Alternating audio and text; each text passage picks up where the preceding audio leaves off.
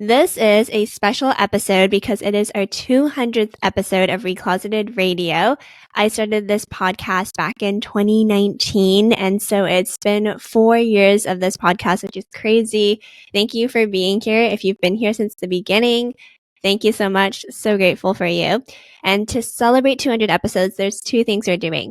First of all, we have an exciting announcement. This podcast is now available to consume in video format. So if you want to see my face and you also want to see the faces of the people that I interview and bring onto the podcast, then check it out on our YouTube channel. Our YouTube channel is youtube.com/@recloseted. We'll have links down in the show notes for you as well. And then don't worry, if you don't want to watch it in video format, you can still listen to me. We're still available on Spotify, Apple Podcasts, and everywhere else. The second exciting announcement is in this episode, I have gathered a list of questions from our team and also from our community. I did a question story on our Instagram, so if you aren't following us, make sure you follow us at Recloseted so you don't miss our next one. But I have all the questions on my phone. I'm just going to read them out and then I'm going to answer them. And I'm excited because these are things I haven't talked about before, but I'm really looking forward to diving into this. Join the slow fashion revolution with Recloseted Radio. As the #1 podcast for fashion entrepreneurs with a conscience, we're here to help you reach new heights. I'm your host, Selina Ho, the founder and CEO of Recloseted, and I'm on a mission to share my insider knowledge and strategies for launching a successful, sustainable brand, growing your existing slow fashion business, and making your brand more environmentally friendly. I also invite industry experts to share their stories and insights too. So subscribe and let's get to work on transforming the harmful fashion industry. Before we get started, I wanted to share our free Fund Your Fashion Line training. If you haven't heard about it yet, this is a brand new free training I put together for you that's going to tackle how much money you need to start a sustainable fashion brand, and I will overview exactly how you can get that funding as well. So in this 30-minute training, I am covering 3 secrets. You're going to learn exactly what to spend your limited budget on to really maximize your funds. So you're going to know what's worth your money and what's not. We're also going to talk about exactly how much you need to start your brand. I have a spreadsheet that I give you and I walk you through in the training. We go line by line by line. I give you rough cost estimates. I really try to be as transparent as possible. And then last but not least, we talk about the funding you need to launch it. And so this training is for you if you haven't launched your brand yet, you're really anxious and overwhelmed about the costs. And the reason I put this together is because I firmly believe you need to know all the costs and everything that's required before you start a fashion brand. This is definitely something you don't want to just go into without knowing much. So I want to equip you so that you're not walking into this blind. And if you haven't watched the training yet, make sure you go through it now because I really think it's going to be super beneficial for you. I don't sell you anything. There's no BS. It's just 30 minutes of pure knowledge, and you can access it at recloseted.com/budget or click the link in our show notes. Okay, so without any further ado, let's dive into the questions. I have them on my phone, like I mentioned, and it's a mixture of stuff that our team wanted me to answer, and also I asked on Instagram, and these are some of the questions that came up. But the first question is, can you describe an early fashion memory? So this is something that's fun, but the earliest fashion memory I have is probably when I was like 2 or 3 years old. And I remember going into my parents' closet. And if you know my origin story or why I started Recloseted, a big muse or proponent of that is my mom. My mom studied fashion design in Shanghai, and she really wanted to start her own line of silk scarves. She loves scarves. She always wore them to accessorize her outfits. So anyway, she had all these samples that she kept, and they were in her closet. I remember they were so nice and luxurious feeling because back then, like, the silks were so nice. It's not really like what it is today where it's blended with other stuff, but anyways, I digress. So she had this orange one and it was tie-dye, and she had this yellow one that was patterned, and then she had this earthy tone green one that was like green, brown, blue, and it was tie-dye and really cool. And she was honestly doing tie-dye back in the 80s and 90s before it was cool during COVID. So anyways, I remember just sneaking into her closet. And because this was such a precious part of her career, she would always be like, don't touch them, like leave these alone. But I would sneak in and then I would really dress up with it. And because I was so small at the time, these scarves were basically like dresses for me. So I just remember really loving to play dress up and just sneak into my mom's closet and utilize those pieces. And I also distinctly remember I thought that these pieces were really nice and it just felt really nice on the skin. And yeah, ever since then, I've had a really big appreciation for great fabrics. So that's definitely an early fashion memory I remember. And then a question from Instagram. So this person asked, how did you transition from being a fast fashion consumer to now someone that is leading a slow fashion movement? And this is a great question because I have been quite candid and transparent about the fact that I used to be a fast fashion consumer. I used to buy things from fast fashion brands. I used to retail therapy myself better. Obviously, I'm not proud of it, but it's also not something I hide because I think a lot of people are in this stage. And if I can change and start recloseted, then anything's possible.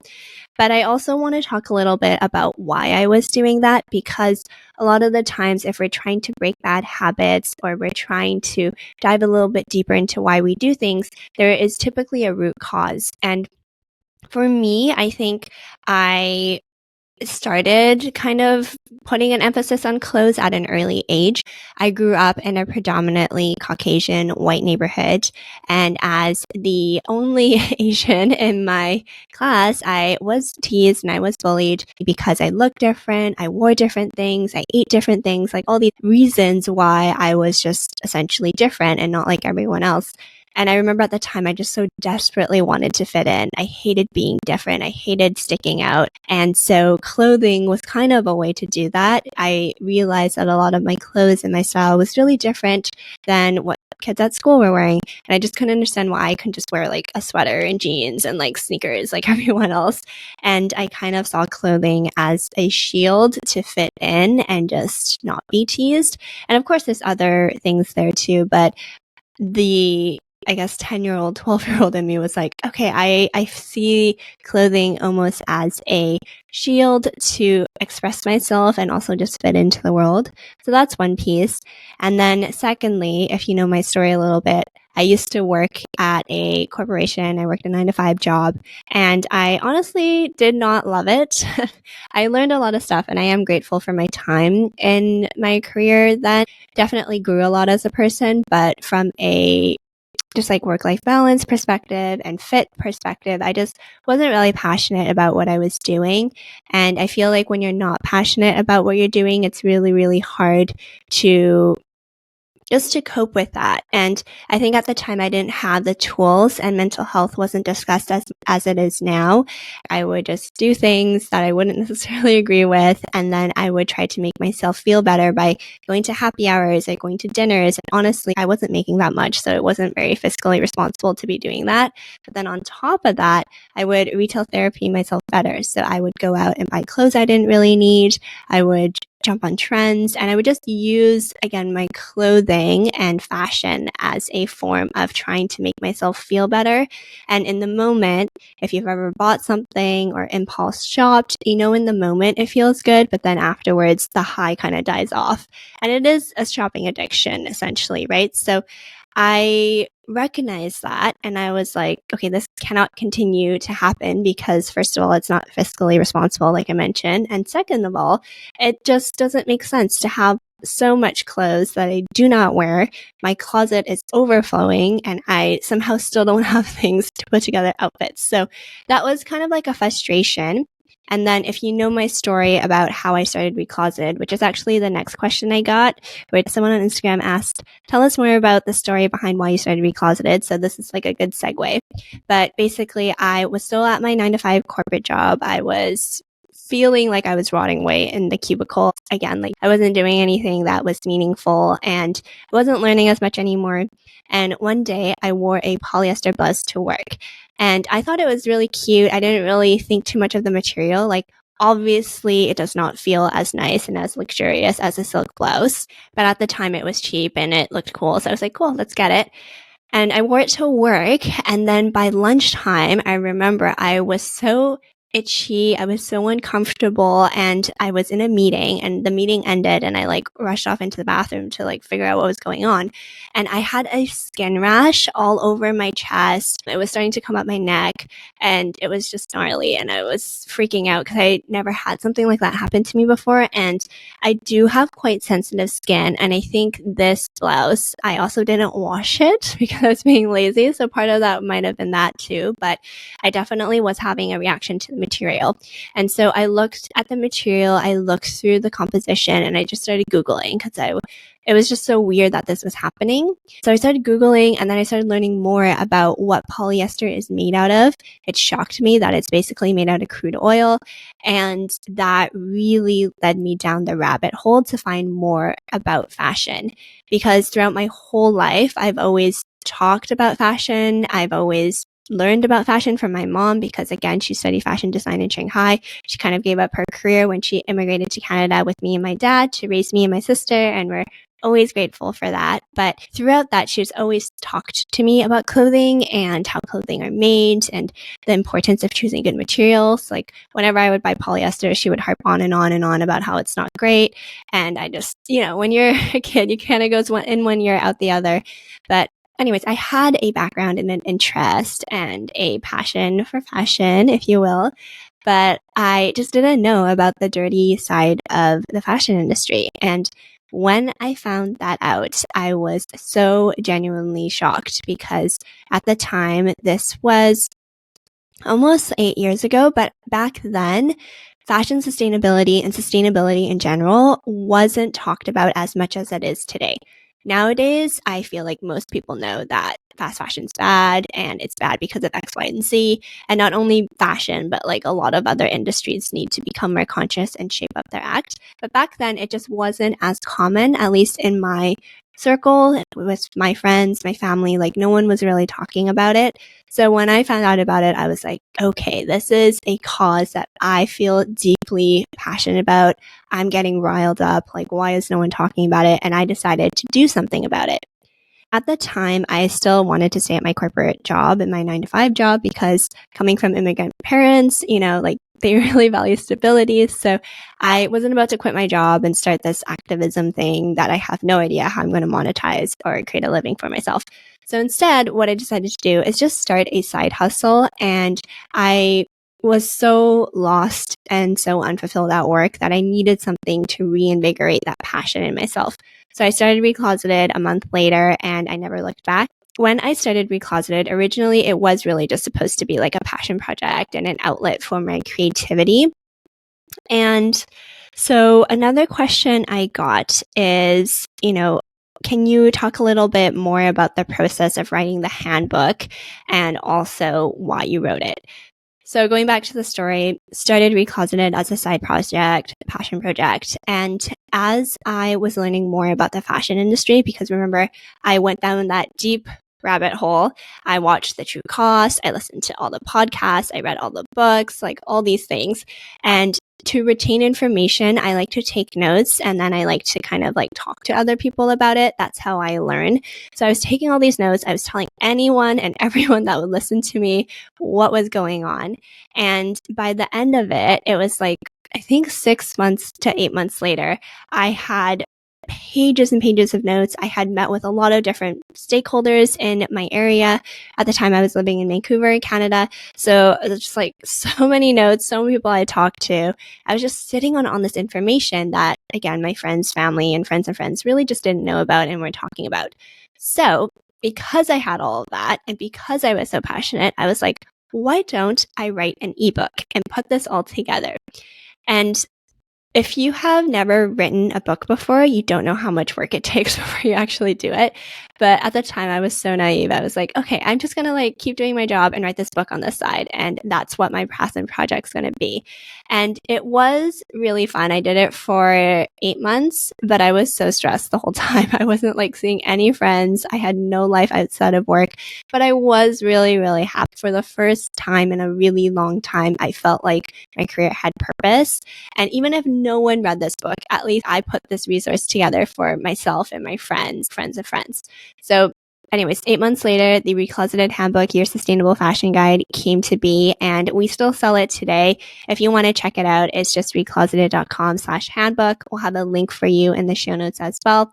If you want to use code podcast, you can get 10% off because we are celebrating 200 episodes. So I wanted to give you a little gift as well. But yeah, that handbook was like my blood, sweat, and tears. I'm still super proud of it. And essentially, I just poured everything I knew into that book. So yeah, that's basically the early days of Recloseted. And then the next question we have is, can you share a little bit more about the first initial clients you started with, how that came to be? So basically, going back to the story, I wrote the handbook, we published it, we sold it. And then after that was done, I was like, okay, what's next? Do I keep writing books? Do I want to try something else? And at the time, a few of my friends had started podcasts, and I never thought I would have a podcast because I was kind of like, oh, I don't really like my voice. I don't think I'm super well spoken, all this stuff. I just like never thought I would do something like that. And here we are 200 episodes later. But anyways, one of my friends that started a podcast wanted me to interview her on the podcast because she thought that would be a fun way to engage. Through that process, I realized that I do actually like podcasting. And she was like, no, you have a great podcast voice and all this stuff. And so sometimes I feel we are really hard on ourselves and we always say that we can't do things. But I am here to tell you that if I had that inkling, or if I didn't act on the fact that I wasn't comfortable on this, but I did it anyways, then we would not have 200 episodes of this podcast. And I know a lot of you love the podcast too. So the podcast would not exist if I had not just like taken that leap and had the courage to do it. So we did the handbook and then I started the podcast. The podcast was really fun because I got to interview and talk to a bunch of different people. I also got to share a little bit more about my thoughts, and I really liked that form. And after that, I decided that because I still wasn't fulfilled at work, I wanted to try to leverage my business background and my expertise to help brands that deserved it. Because if my job still was in the business sphere and I still got to, flex my business knowledge, gain more skills, but it was in an industry and for brands and companies I actually believed in, I felt like that would actually be the perfect trifecta and would make me feel a lot more passionately about my career. So I decided that I wanted to work with conscious fashion brands because I knew I wanted to continue to work in the slow fashion space. It was something that really, again, deeply called to me and I felt like I could make a big difference. I wanted to get out there and do it. And so because I had never worked with a fashion brand before, I decided to do some pro bono work. I searched up some brands locally. I pitched them, reached out to them to do some work for free. And I remember I was so nervous, which looking back now is kind of silly because who's going to say no to free consulting work? But at the time, I remember my heart was like racing. I was sweaty as I was typing out the email. And everyone I reached out to got back to me and said they would love to try it. So I decided to put together a curriculum based on their challenges and their pain points.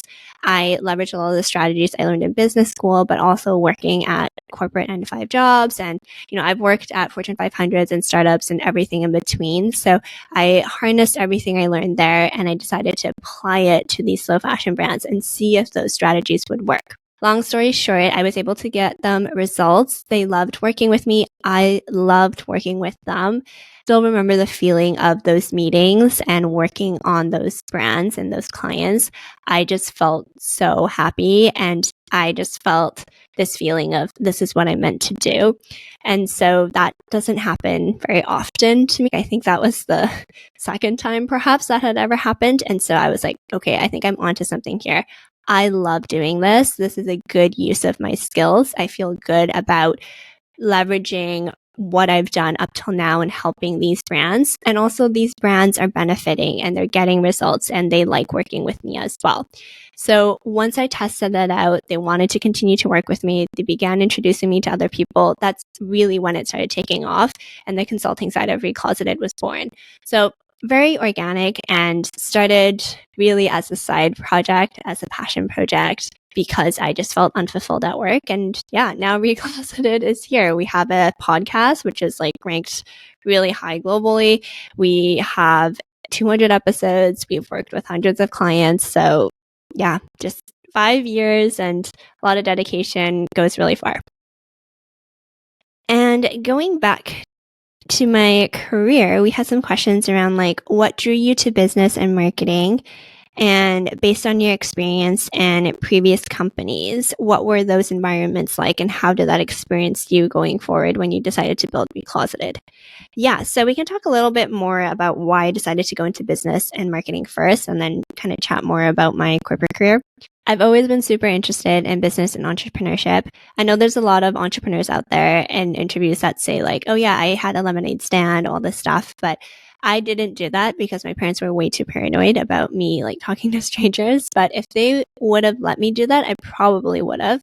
But my version of the lemonade stand is when I was 15 to 20, like two, call it. So 7-ish years of my life, I had my own piano teaching academy. I come from a family of musicians. I'm also an Asian girl. So surprise, surprise, my parents put me in piano lessons.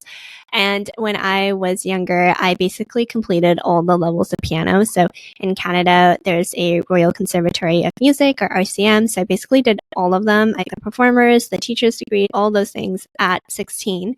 And I had these, I guess, call it high paying skills. And I was a broke high school student and then a broke university student. So I decided to teach kids locally. And it was a good paying job, right? Like it was a decent hourly rate and all this stuff. But I essentially started running my own business at 15 and I had to figure out how to get everyone to take me seriously. I had to figure out how to leverage word of mouth marketing. I remember going around in my neighborhood, putting up flyers, figuring out what types of flyers would look best, what headlines I should use, what font, what colors, like all these little things that at the time it just felt really fun and it was cool because I was making money and I could get clothes that I wanted to get to fit in and like all this stuff. I started, I guess, entrepreneurship at a young age without even knowing it was entrepreneurship. And then my senior year of high school, one of my friends was going to this entrepreneurship conference at our local university and she had an extra ticket and she was like, do you want to come with me? I didn't really think too much of it. And I was like, sure, let's go. And this conference was essentially a bunch of entrepreneurs in our area asking for funding. And so it was a pitch competition. And it was my first time seeing something like that and being in that kind of environment. I remember I was buzzing with excitement because it was so cool. The conversations that were happening, the people I was meeting, the visionary ideas that were being pitched. And it was just such a cool environment. In my head, I was like, okay, this is business. This is all business. And so I'm going to go into business school because I'm Asian. And I think a lot of people relate to this, but like your parents pretty much want you to be a doctor or a lawyer or like, you know, a rocket scientist. And I am so bad with science. I remember I would cry before a chem final or a physics final. Like it's just not how my brain works. And if it's how your brain works, power to you, but it's just not for me. And I was like, I don't know what I'm going to study. I already kind of had an inkling. I think business was for me, but this conference and this experience really solidified it. So I applied for a Bachelor of Commerce at my local university, the University of British Columbia, UBC, shout out. And I got in and then I basically went to business school. So that's kind of the story of it. And I want to go back to the second question. So the second question is, again, based on your experience working in global companies and your earlier career, what were those environments like and how did that experience influence you going forward when you decided to build Recloseted? So this is definitely, I guess, like the coming of age, like the Rocky cut scene for me in my entrepreneurship career. So in business school, when you go through it, I really do think they groom you to work for someone else, which makes sense. Majority of people are employees and not founders or entrepreneurs, unless you go to like a specific entrepreneurial school.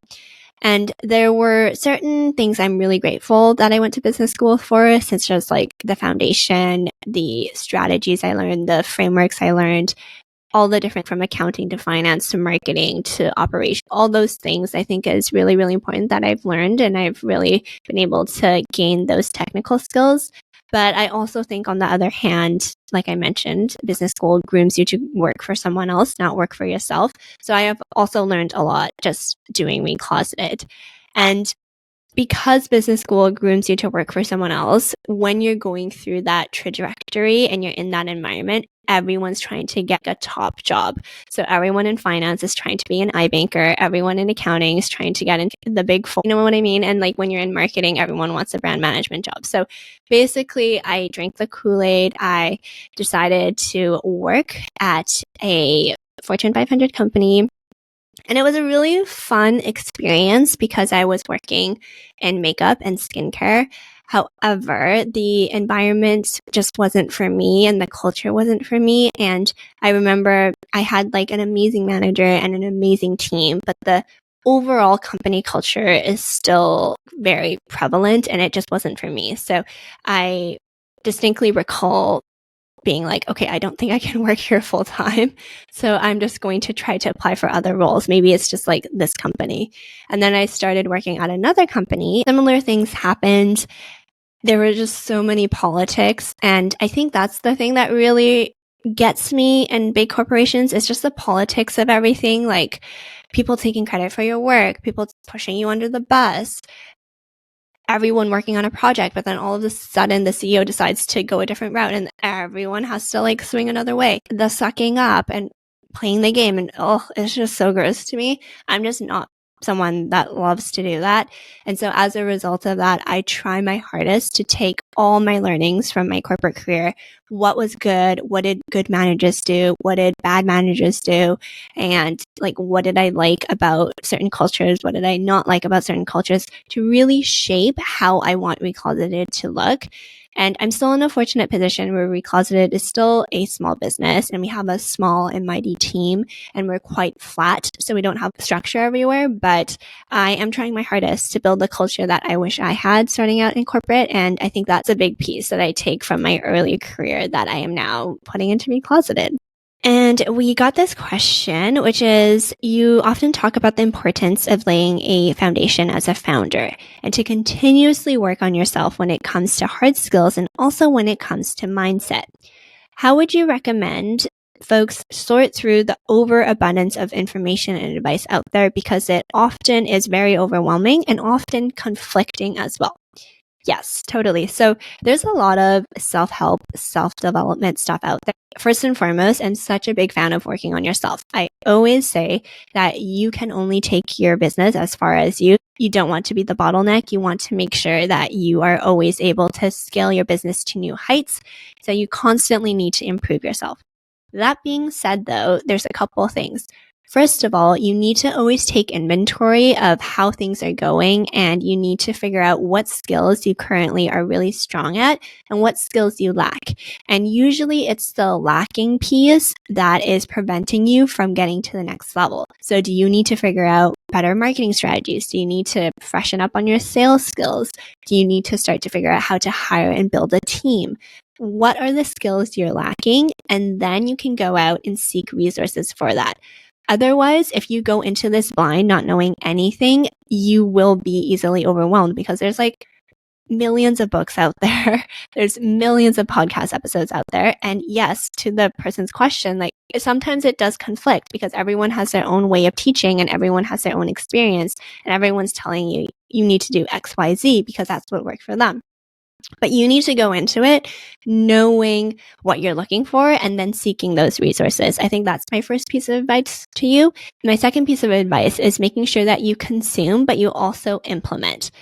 I have a mentor who calls this mental masturbation, but essentially, you know how when you listen to a podcast, when you read a book, you're like, oh, I feel so good. I feel so productive. Like I can check off another book I read this year, or I can check off the fact that I listened to a podcast instead of listening to music on my walk today. But at the end of the day, all that's great. But if you don't implement it and everything stays the same, then you're just wasting your time. So it's really important to actually implement what you're listening to and what you're learning.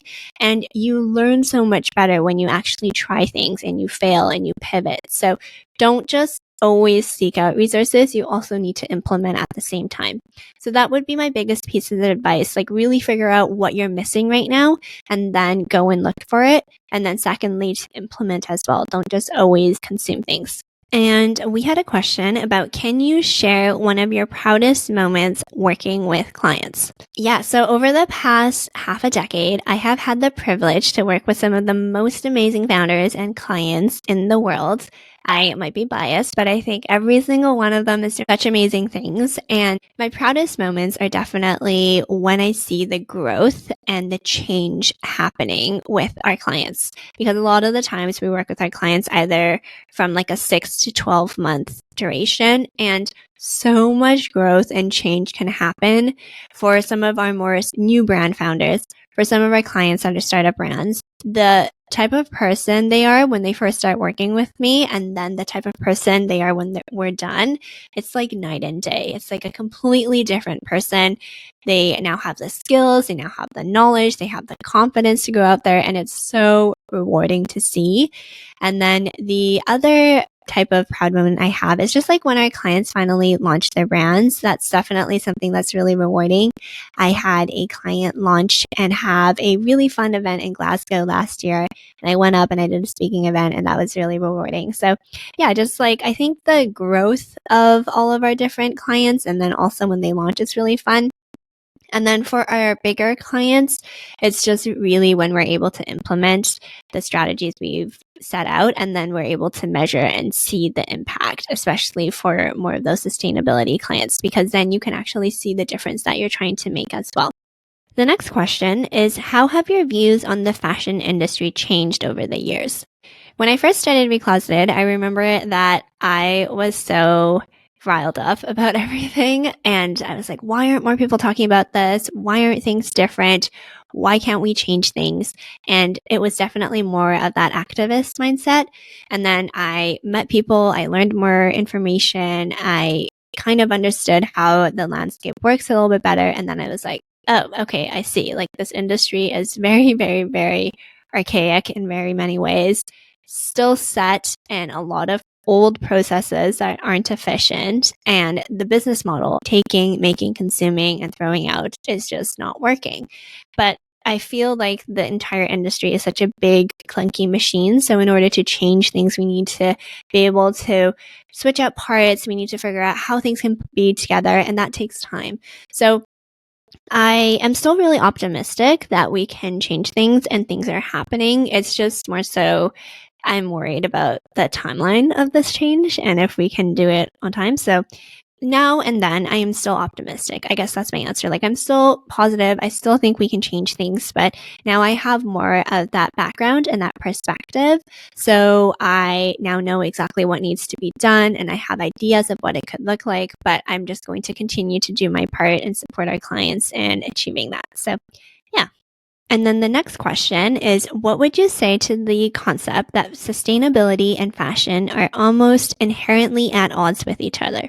First of all, I would say that sustainability is inherently at odds with every single industry and every single thing on earth, be it food, be it travel. All these different industries are now trying to think about how they can have a smaller environmental impact on the world. And so it's not just fashion. But in general, I would say sustainability to me means balance. So living your life now, doing business activities and all that stuff without taking away too much for future generations. We're definitely on the side of the scale where we are taking too much right now, but hopefully that can change and we can do a little bit better. And I do think that with the change in business models, like I alluded to, because right now we have a take, make, consume, discard, linear fashion economy model.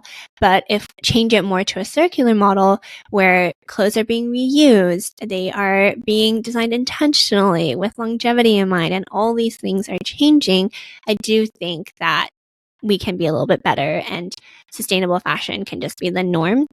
I always say that I am so excited for the day where I can just say we are a fashion consultancy. We just work with fashion brands instead of saying like we work with conscious or sustainable fashion brands. Like I just want it to be the norm.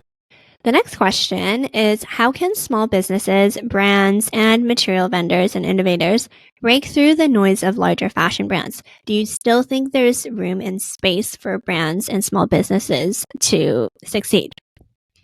Yes, I always think there's space for you But you need to be really intentional and strategic about your brand, because I don't think we need another brand that's like just selling sweaters or jeans or shoes, because we have enough of that. Instead, we need a product that is different and solves a pain point and solves a problem. I talk about it all the time on the podcast, so you likely are not going to be surprised when I say this. This is why the customer first approach I talk about is so important, because you need to put your customers first, figure out what challenges and pain points they have, and make sure you are making products that are validated and solve those pain points. That's how you cut through the noise. That's how you cut through the competition, by making products that people actually need and they will use, because people are going to buy things if they see a use for it and if it's different. So I would say that there's probably not a lot of space for just another t-shirt brand or another pair of jeans, like I mentioned. But if your product is versatile, if it's different, if it's really serving target demographic, then I will say go for it. And you really need to think carefully and be intentional about that, because that's how you're going to succeed. And that's also how you're going to be able to just be conscious and be happy with the type of brand you're producing. This was a fun question from our team, but they were like, you got engaged last year. Congrats.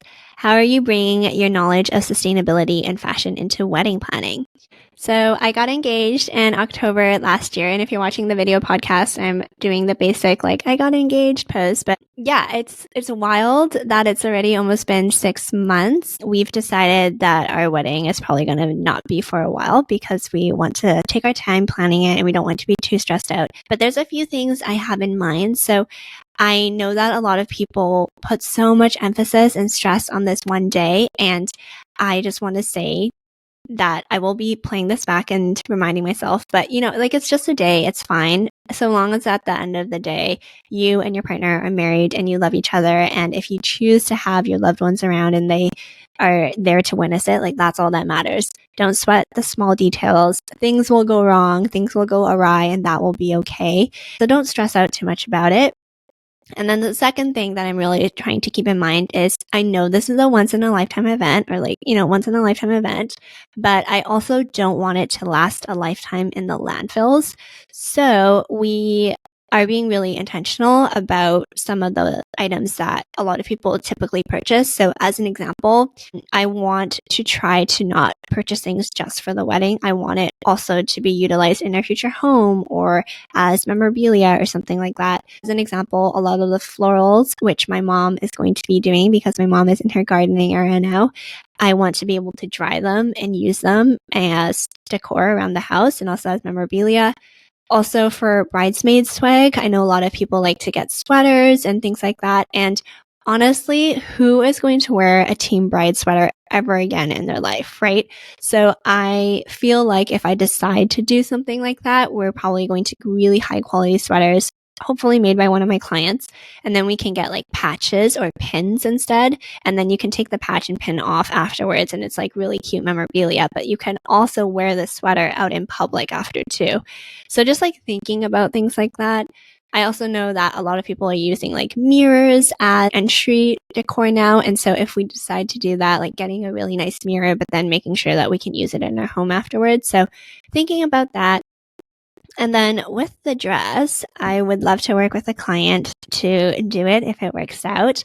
Otherwise, I'm going to try to support a local designer, and I am going to try to get something that I can either repurpose later into like a really cute 2-piece set or into a dress I can wear on vacation, so that it's not just something I wear once. So yeah, but essentially the main vision behind the wedding is just not making it last a lifetime in the landfills. And last but not least, exciting question from the team. So where do you want Recloseted to go moving forward? Where do you see the podcast going? And again, congrats on the 200 episodes.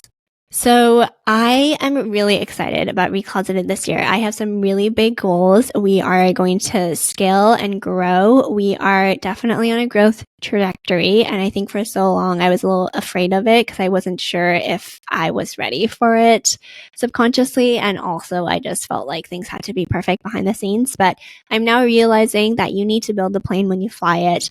And in our next episode, I'm going to do a Building Recloseted episode where I talk about the fact that my goal is to 5x our growth this year. And I'm going to break down the strategies I'm using to do that.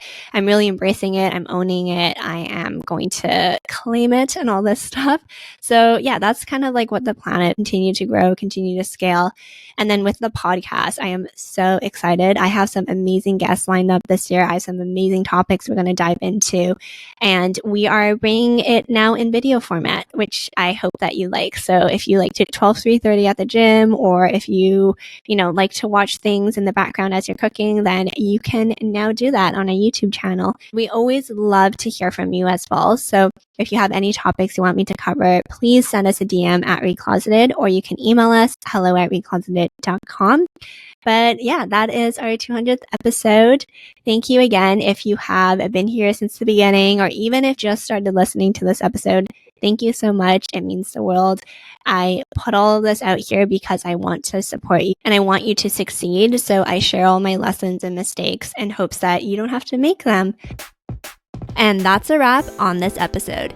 If you got value from this, I would appreciate it if you could take a screenshot, post it to your Instagram story, and tag us at Recloseted.